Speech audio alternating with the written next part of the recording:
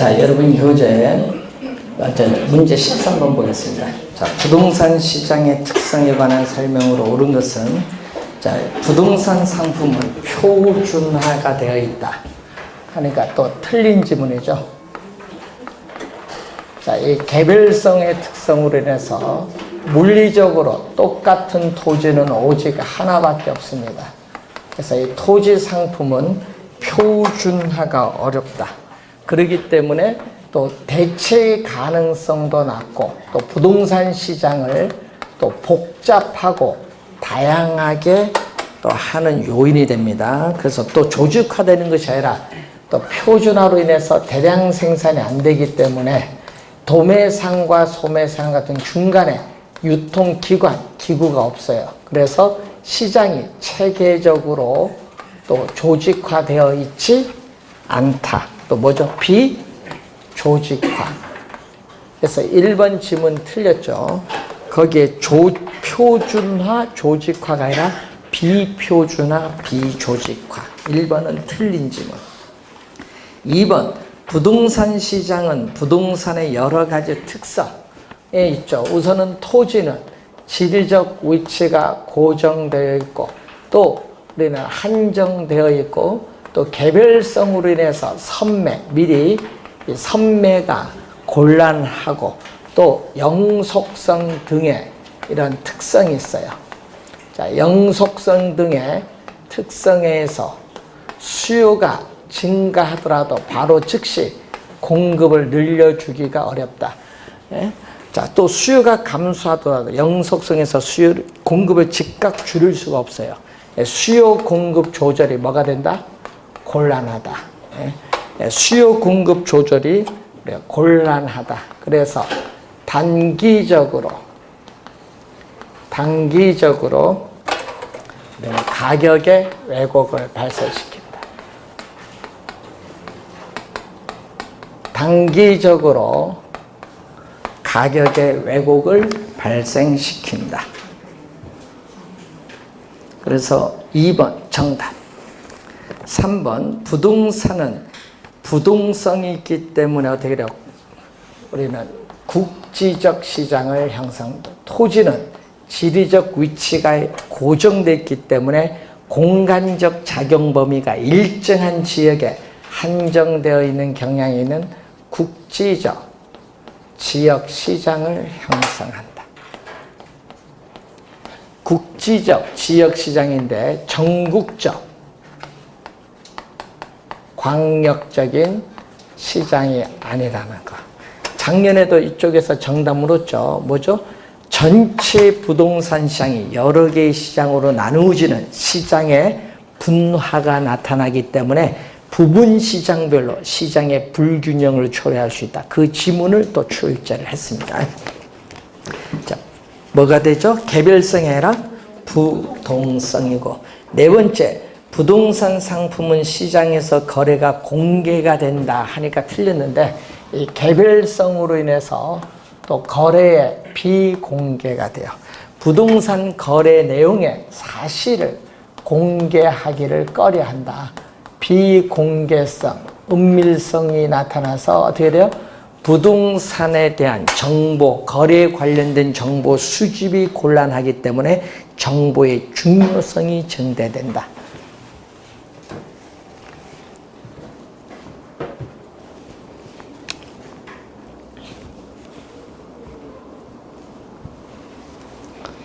자, 그래서 4번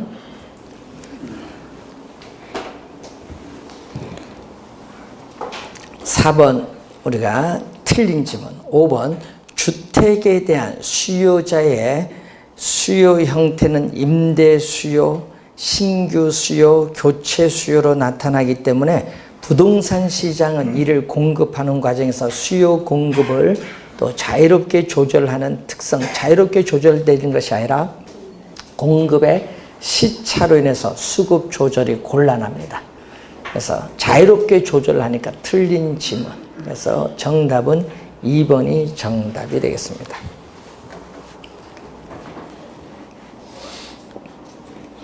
자, 14번. 효율적인 부동산 시장 이론에 관한 다음 설명 중 우리가 옳은 어떻게 돼요? 우리가 틀린 것을 찾는 거죠. 진정한 의미 시장 우리 나온데 거의 3번부터 볼까요? 약성 효율적 시장에서는 기술적 분석을 통해서 우리 초과 이윤을 획득할 수 없다. 자, 과거의 추세적인 정보. 자, 과거의 추세적인 정보가 과거의 추세적인 정보가 현재의 시장 가치에 반영되는 시장을 약성 효율적 시장이다. 약성 효율적 시장. 자, 그러면은 약성 효율적 시장인데 약성 효율적 시장에서는 어떤 형태 나오죠? 정보 비용이 존재하고 이 기술적 분석, 과거의 역사적 자료를 토대로 해서 우리가 과거의 역사적 자료를 토대로 해서 현재 시장 가치의 변동을 분석하는 기술적 분석이 나타나는데 약성 효율적 시장의 투자자들이 과거의 정보를 토대로 해서 투자를 하더라도 초과 이윤은 획득할 수 없다. 그래서 1번은 3번 지문은 맞는 지문이 되겠죠. 자, 그리고 여기 과거의 정보에다가 뭐를 대준 거죠? 현재의 정보. 과거의 정보뿐만 아니라 현재의 정보를 더해준 이 공식적으로 발표된 정보가 우리가 시장 가치에 반영되는 시장이 중강성 효율적 시장입니다. 그럼 이 공식적으로 발표된 정보뿐만 아니라 공식적으로 발표되지 않은 정보까지 공표된 정보든 공표되지 않은 정보든 이미 시장 가치에 모두 반영이 되는 시장을 무슨 시장? 중강성 효율적, 강성 효율적 시장이다. 그래서 1번 지문 보시면은 이 강성 효율적 시장이 나오는데 진정한 의미 효율적 시장이죠. 자, 강성 효율적 시장은 과거, 현재, 미래의 모든 정보가 다 반영됐기 때문에 정보 비용이 존재하지 않습니다. 그래서 이 시장에서 자원이 효율적으로 배분이 이루어지는 이상적 시장인 완전 경쟁 시장에서의 상품에 대한 정보가 모두 공개되어 있다는 완전한 정보라는 가정이 있어요. 이 완전한 정보라는 가정에 가장 잘 근접하죠. 가장 잘 가장 근접한 시장이 강성 효율적 시장이기 때문에 강성 효율적 시장을 진정한 의미 효율적 시장인데 거기서 새로운 미래의 정보, 공표되지 않은 미래의 정보를 분석하여 초과이윤을 얻을 수 있다 하면 안 되죠. 강성 효율적 시장에서는 시장의 과거, 현재, 미래의 어떠한 정보를 이용해서 투자자들이 투자하더라도 결코 어느 누구도 초과 이윤을 획득할 수는 없다. 결코 어느 누구도 초과 이윤은 획득할 수 없다. 그래서 우선은 1번이 정답이 되겠습니다. 자, 2번 정보 할당에 있어서 할당 효율적이라면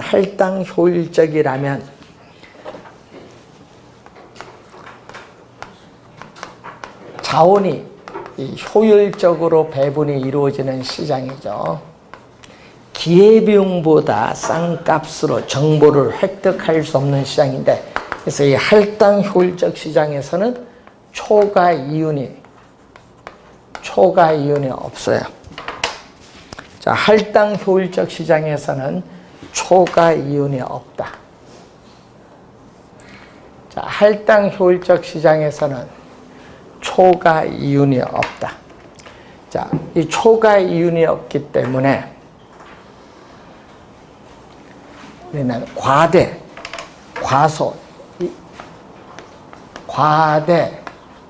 또는 과소 평가된 부동산. 자, 과대 과소 평가된 부동산은 존재하지 않는다. 이게 2번 지문.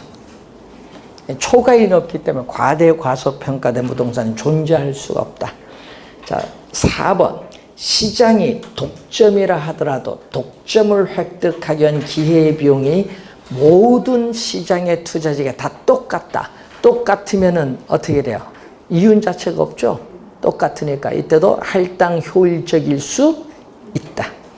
자, 부동산 시장에서 초과 이윤과 부동산 투기가 발생하는 것은 시장이 불안전하기 때문이 아니라 할당 효율적이지 못하기 때문이다. 시장에서 자원이 비효율적으로 배분이 이루어지고 있기 때문에 나타나는 현상입니다.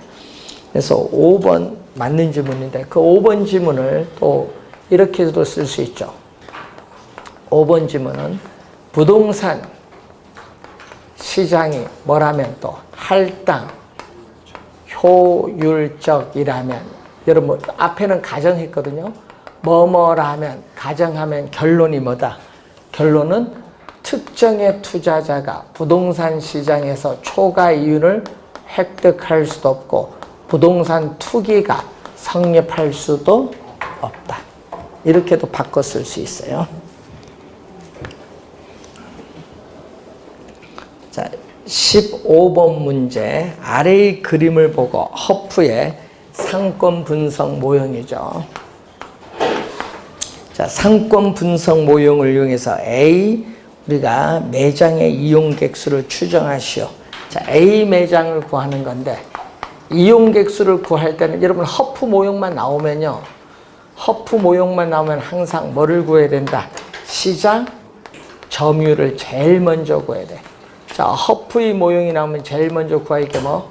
시장 점유율. 근데 확인할 것은 거기 공간 마찰 계수는 얼마? 2. 거리, 공간, 거리의 마찰 계수는 2라고 가정하면 뭐를 적용한다? 중력 모형을 적용하죠. 중력 모형은 매장 면적의 뭐다? 비례. 자, 매장 규모, 매장 면적에 비례하고 이 거리의 제곱에 반비례한다. 이때 거리는 소비자 거주지에서 매장까지 가는데 소요되는 시간거리의 개념. 무슨 개념? 예, 시간거리의 개념.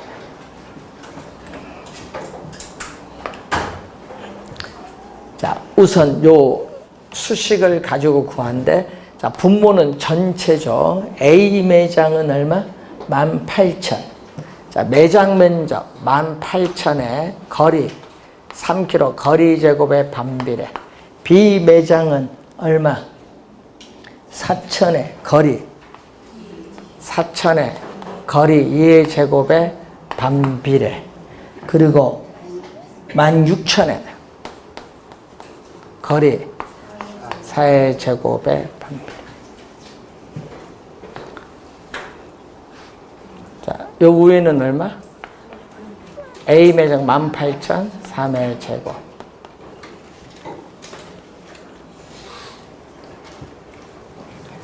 얼마죠? 2,000. 여기도 얼마다? 2,000. 여기는 얼마? 1,000. 여기는 또 1,000입니다. 그래서 4,000에 2,000이니까 2분의 1 곱하기 100 하니까 50%죠. 시장 점유율은 50%니까 이용객 수 구하고자 하는 이용객 수는 얼마냐? 자, 이용객 수는 지금 고객의 수가 10만 명. 자, 10만 명에 50%. 인 5만 명이 되겠죠.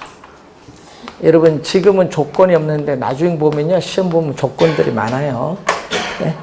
고객 10만 명 중에 70%만 뭐 A, B, C 매장만 이용한다. 뭐 이런 식으로 조건이 주어질 수도 있어요. 조건을 잘 보셔야 됩니다. 자, 공간 마찰 계수는 요 값은 항상 2가 아니에요. 공간 마찰 계수는 우리 2라고 계속 출제를 해준 것 뿐이지.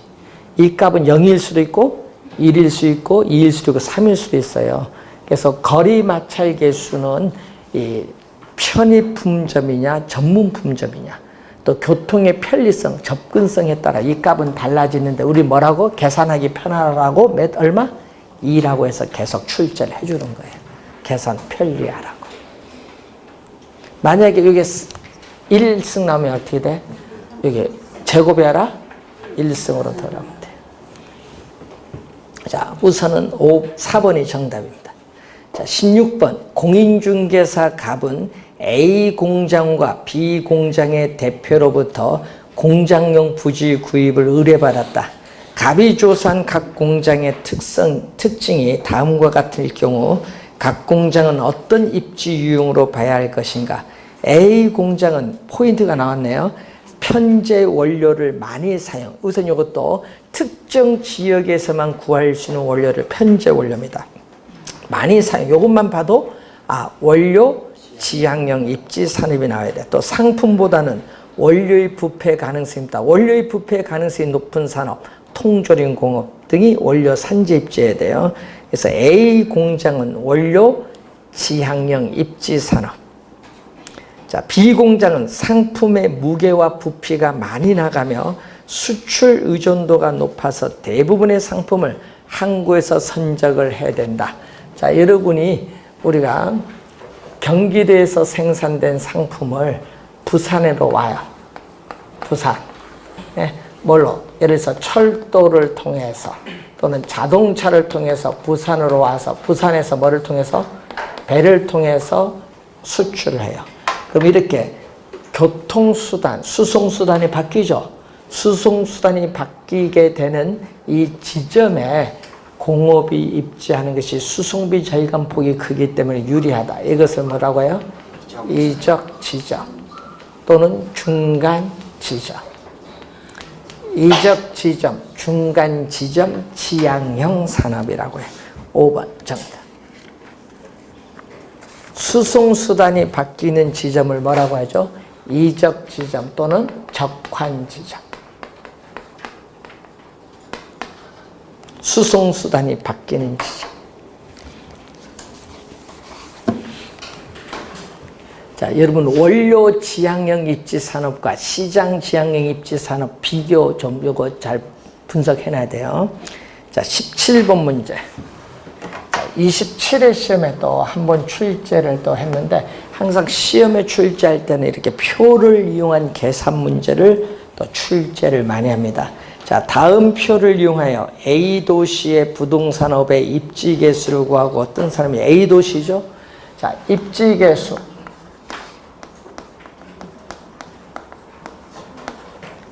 LQ. 자, 입지 개수는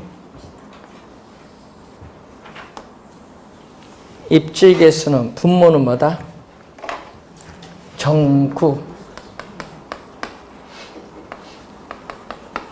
분모는 정구. 분자는 뭐다?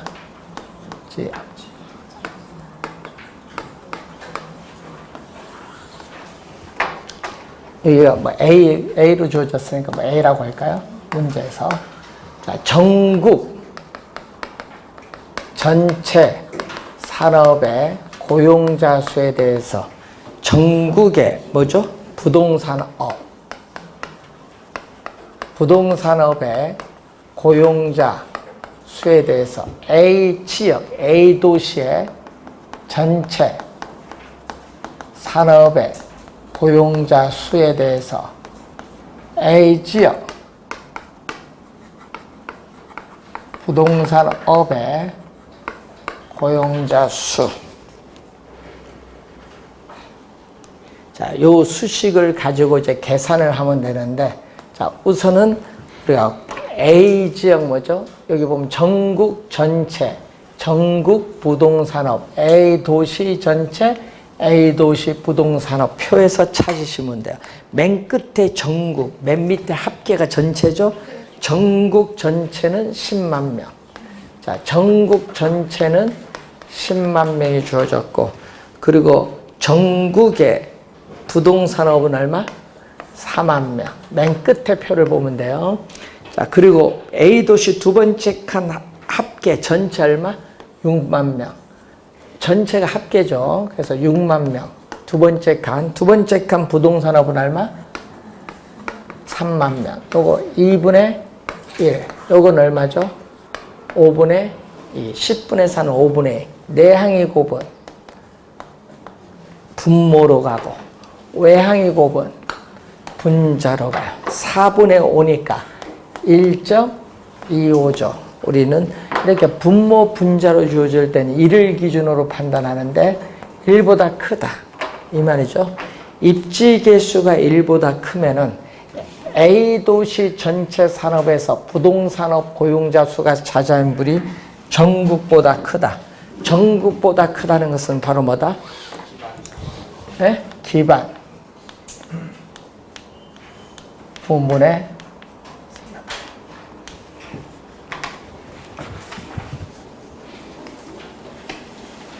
그래서 2번 정답. A 도시에서 생산 소비해서 나머지를 A 도시 경계 밖으로 수출하는 기반 부문의 산업이 되죠. 1보다 작을 때는 뭐가 돼요? 만약 1보다 작으면은 A 도시 내에서 소비 판매하는 수출을 하지 못하죠. 비기반 부문의 산업. 1을 기준으로 판단합니다. 자, 18번. 도시의 공간 구조 이론에 관한 설명으로 틀린 것은 동심원 이론은 버제스에 의해서 연구된 건데 언제 나왔죠? 1925년. 1925년에 나온 우리가 버제스의 동심원 이론으로서 가장 오래된 최초의 실증적으로 연구한 최초의 이론. 최초입니다. 도시 성장 내지 확대 과정을 무슨 측면? 생태학. 자, 생태학 밑줄. 항상 시험에 또 한 3번은 나온 것 같아. 생태학이라는 거. 생태학적인 우리가 관점에서 접근을 합니다. 자, 그래서 우린 도시 기능 몇 가지? 5가지로 이루어졌죠. 자, 제일 처음에 뭐죠? 핵심인 중심, 업무 지구. 두 번째는 우리는 퇴폐 슬럼 지구를 나타내는 점이 지대. 세 번째는 공장 근로자들이 거주하는 저소득 주택지역. 네 번째는 중상층 이상의 고소득층이 거주하는 지역. 마지막 5번째가 뭐가 돼? 교회의 통근자들이 거주하는 지역. 그래서 도시 핵심으로부터 5개의 지구로 우리는 분화되면서 도시가 외연적으로 성장한다는 이론입니다. 그래서 1번은 맞고 4번이 틀렸습니다. 4번이 뭐가 틀리냐 하면요. 두 번째가 뭐가 와야 돼? 점이지대가 와야 돼. 두 번째 근로자 주택지대와 점이지대. 두 번째, 세 번째가 바뀌었어요. 순서 중에 점이지대를 꼭 두 번째 동심은 꼭 기억해야 되겠고 4번 정답. 최초니까 순서는 꼭 기억을 해야 돼요. 자, 그리고 3번 지문은 이걸 변형했죠. 3번에 보시면은 이 동심원을 변형을 했습니다. 동심원을 변형해서 1900 얼마? 39년에 나타나죠. 1939년에 나타난 호이트의 뭐다? 선형 이론. 호이트의 선형 이론. 자, 도시의 주거 공간의 구조는 교통의 축을 따라 부채꼴 모양의 선형 구조죠. 그래서 교통의 축, 교통망을 따라서 도시가 우리가 성장을 하는데 그 모양이 선형. 무슨 모양이죠? 부채꼴 모양. 부채꼴. 요 두 지문이 시험에 나오면은 어떻게 돼요? 단골이죠. 자, 5번. 선형 이론에 의하면은 고소득 주거 집단은 가장 양호한 지역. 자, 여기 도시의 핵심에서 교통의 축을 따라서 이렇게 방사된 이 모양, 이렇게 부채꼴 모양을 이루고 있거든요. 자, 이때 가장 양호한 지역을 누가? 고소득층이 차지해서 고급 주택 지구를 형성해요. 그리고 중상층은 고급 주택 지구 어떻게 돼요? 인근에 또 근접한 선형을 점유하는 경향이 있어요. 그래서 5번 맞는 지문이고 2번 다핵심 이론은 동심원 이론과 선형 이론의 장점을 수용해서 결합한 이론이에요. 그래서 한 도시의 토지 이용 상태는 하나의 중심이 아니라 몇 개? 도심이 기능적으로 분화되면서 여러 개 핵심을 중심으로 토지 이용이 결정된다고 보는 견해. 다핵심. 작년, 재작년, 2년 연속 다핵심 이론에서 정답을 묻고 있습니다. 자, 우선 4번이 정답. 다핵심 이론은 언제 나온 이론이에요? 1945년. 순서를 잘 보셔야 돼요. 순서. 1945년 해리스와 뭐와? 울만의 이론. 순서.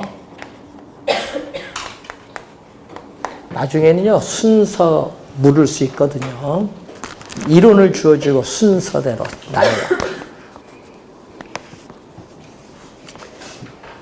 자, 19번 문제로 갑니다. 자, 지대 이론에 관한 설명 중 틀린 것은 고전 학파에서는 지대를 기회비용 성격이다. 이런 고전 학파에서는 고전 학파는 1776년에서 약 1870년 시대인데, 자, 토지, 자본, 노동이에요.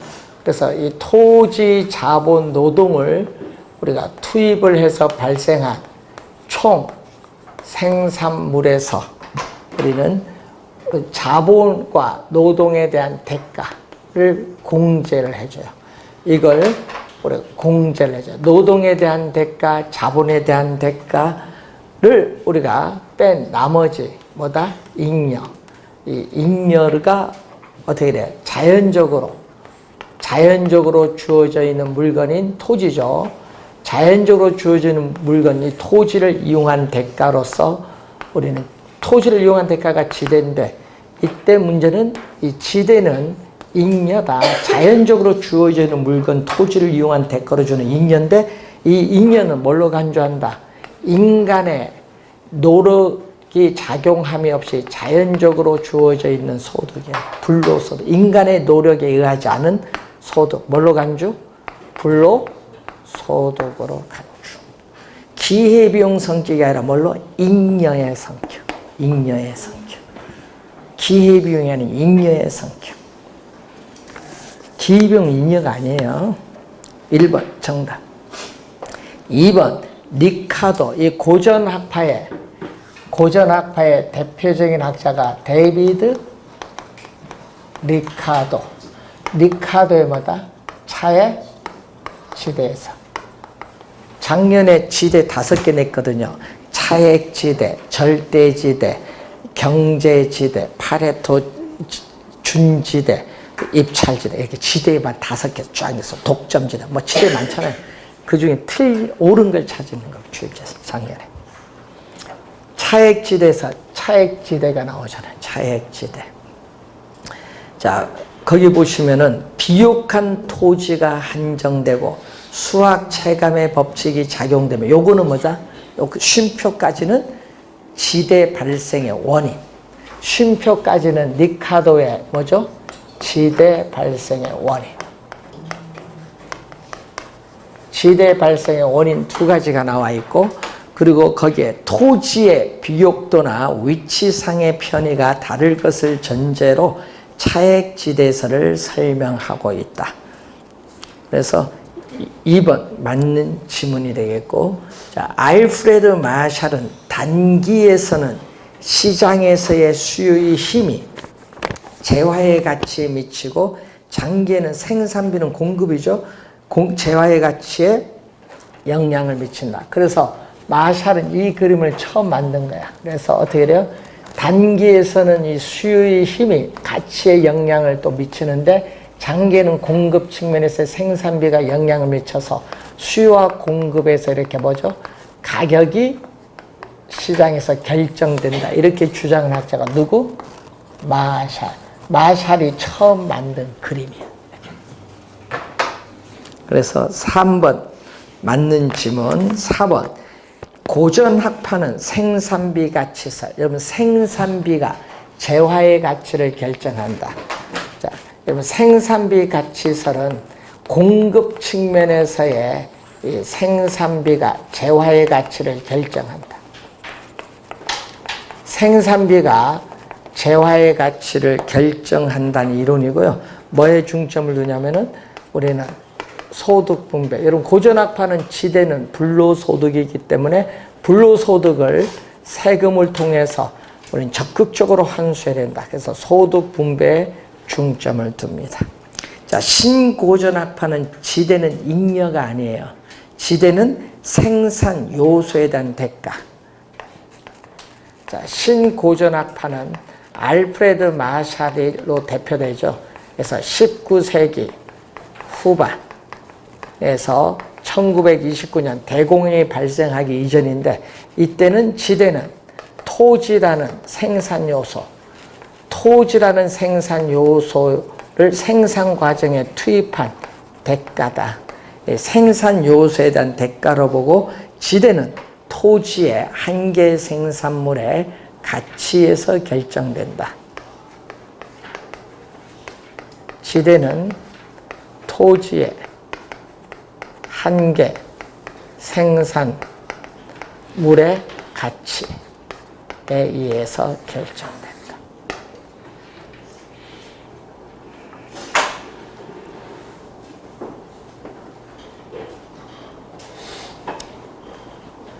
가치가 나오려면 가격을 곱해줘야 되거든요. 그냥 토지의 한 개 생산. 상품을 한 단위 생산했을 때 총 생산이 얼마나 변하냐. 거기에다가 가격을 곱해주면 나옵니다. 자, 5번 맞는 지문이 되겠습니다. 1번 정답. 지대는 기회비용 성격이 아니라 무슨 성격? 잉여. 그래서 리카도도 한번 출제했죠. 리카도는 지대를 생산비가 아닌 뭘로 봤다? 잉여의 성격. 요걸 출제했었죠. 자, 20번. 정부의 부동산 시장 개입과 관련이 없는 것은 부동산 시장 개입의 정치적 목표는 형평성. 예를 들어서 뭐 소득을 재분배한다든지 효율성 또는 다른 것일 수도 있다. 토지 이용 규제를 하기 위한 건 토지 이용의 효율성을 위해서 또는 저소득층의 주거 안정을 위한 공공주택을 공급하기 위한 것. 뭐 이런 것일 수도 있죠. 자, 2번. 정부에서 지역지구제를 실시하는 것은 시장의 실패를 수정하기 위한 경제적 목적 때문에 그렇다. 지역지구제를 실시하는 것은 외부 효과를 제거하기 위해서 그렇죠. 그래서 맞는 지문이고, 시장의 실패란 자원의 적정 배분을 자율적으로 조정하지 못한 것. 즉 시장에서 자원이 비효율적 배분이 이루어지는 상태를 시장의 실패라고 하는데 개념이 나와 있고, 시장의 실패는 정보를 많이 보유하느냐 적게 보유하느냐 정보의 비대칭성 때문에 발생하기도 하고, 5번에 공공재의 존재나 외부 효과의 존재는 시장 실패의 주요한 원인이 되지 않는다. 시장 실패의 중요한 원인이 되죠. 자, 이 시장의 실패, 작년에 또 출제를 했었죠. 자, 시장 실패의 이 원인이 또 작년에 출제를 했는데, 시장 실패의 원인 중에 대표적인 게 바로 뭐죠? 외부 효과와 공공재가 존재하는 경우죠. 또 정보의 또 비대칭성. 요것 뒤에도 규모의 경제가 작용하는 비용 체감 산업이 존재한다든지 또 독점 과정 같은 불안전 경쟁이 발생하는 경우에는 시장의 실패가 발생합니다. 그래서 5번이 틀린 질문이죠. 그래서 시장 실패의 원인 여러 가지가 있는데 한번 확인을 한번 해보시면 되겠습니다. 자, 21번. 부동산 정책에 관한 설명 중 틀린 것. 자, 요즘에 이런 유형의 문제가 자주 나오고 있죠. 작년, 재작년도 마찬가지고. 자, 정책의 5가지를 놓고 틀린 걸 찾아내라. 이런 걸 많이 내고 있습니다. 자, 도시개발법에 의한 도시개발사업은 시행자가 토지 등을 수용 또는 사용하는 방식이나 환지 방식 또는 이를 혼용하는 방식으로 시행할 수 있다. 1번은 맞는 질문. 2번 토지 정책의 간접 개입 수단인데, 자, 여러분이 우리가 부동산 시장에 직접 개입을 해서 수요자와 공급자의 역할을 적극적으로 수행하는 게 직접 개입인데, 직접 개입의 대표적인 게 바로 뭐죠? 토지 비축제도 또는 토지 은행제도. 간접이 아닙니다. 토지 은행제도, 토지 비축제도는 직접 개입. 그래서 2번이 틀린 지문이죠. 그래서 개인의 무질서하고 무계획적인 개발을 방지하고 개발 이익에 사회적 환수 효과 기대할 수 있다. 요거는 장점. 토지은행제도의 장점. 최근 시험은 뭐를 많이 출제한다? 개념을 많이 내. 개념. 작년, 재작년, 2년 연속 직접 개입을 또 지문에 놨고요. 개념, 2년 전에는 또 개념도 출제했습니다. 자, 여러분, 공공용지의 원활한 확보를 위해서, 또는 토지 시장의 안정을 위해서 미개발된 토지를 미래의 용도를 위해서 대량으로 저렴한 가격으로 매입을 해서 미래의 즉시에 공공시설 용지를 공급해 주거나 또는 비싼 가격으로 민간에 임대 매각하는 제도가 토지은행 제도입니다. 하여튼 개념 자주 나옵니다. 작년, 재작년 2년 연속도 출제된 정책이 TDR이야. 개발권 양도 제도는 개발지역과 보전지역 간 토지 소유자 상호 간의 형평성 문제를 또 뭐한다? 완화시켜주죠. 자, 개발 지역과 보전 지역이 있는데, 보전 지역은 여기는 보전을 해겠죠. 그렇기 때문에 보전 지역의 토지 소유자는 개발 제한에 따르는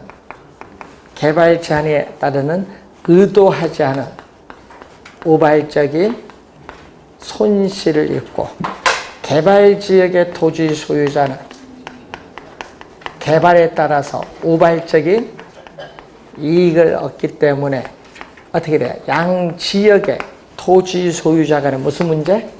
형평성. 이 형평성이 발생을 해요. 이쪽은 이익, 이쪽은 손해니까 이 형평성의 문제를 뭐 해주기 위해서 완화시켜주기 위한 제도가 바로 TDR. 어떻게 완화한다? 보전지역의 토지 소유자의 소유권으로부터 뭐를 분리한다? 개발권. 권리는 묶음을 가지고 있기 때문에 이 개발권을 분리해요. 이 개발권을 뭐를 통해서? 시장을 통해서 뭘 한다? 매각을 하죠. 시장을 통해서 개발 가능 지역 토지 소유자에게 매각함으로써 우발적인 이 손실에 대한 보상을 받는 제도. 이 개념을 2년 연속 출제했어요. 개념. 완화 맞는 지문. 토지 공개념은 부증성의 특성에서 나타내. 토지는 유한하기 때문에 대다수의 사람의 공공복리적 차원에서의 공익성, 사회성을 강조하는 개념인데, 토지 소유권에 대한 제한 가능성을 인식하려는 사고다. 이 말은 뭐죠? 토지 소유권에 대한 제한 가능성을 인식하려는 태도는 토지 소유권은 절대적 권리가 아니다. 절대적 권리가 아니라 토지 소유권은 법률이 범위 내에서 일정 부분 소유권을 제한할 수 있다. 법률로서 제한할 수 있는 무슨 권리? 상대적 권리.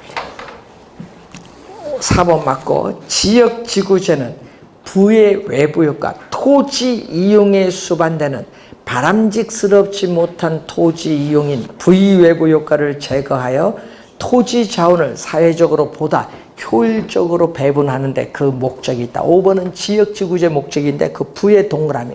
시험에는 플러스 정으로 많이 출제하죠.